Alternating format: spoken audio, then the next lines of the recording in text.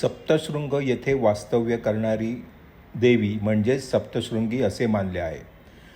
दंडकारण्यात राम सीता वनवासात असताना देवीच्या दर्शनाला आल्याचे पौराणिक ग्रंथात उल्लेख सापडतात.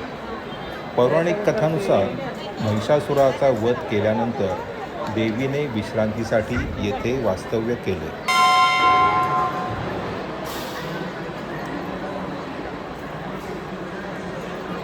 शिवाय सुरतेची लूट केल्यानंतर शिवाजी महाराज देवीच्या दर्शनाला आल्याचा संदर्भ बखरींमध्येही आढळतो.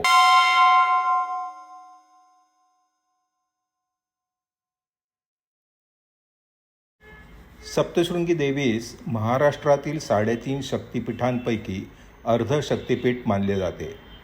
देवीची 8 फूट उंचीची मूर्ती पाषाणात कोरलेली असून 18 हात आणि त्या हातांमध्ये विविध आयुधे आहेत. या ठिकाणी माता भगवती निवास करते. सप्तशृंग या शब्दाचा अर्थ 7 शिखरे असा आहे. मंदिरात जाण्यासाठी पायऱ्या आहेत किंवा रोपवे. खरं तर हा रोपवे नसून 6 डब्यांची एक छोटी ट्रेन असून ती रुळांवरून चालते.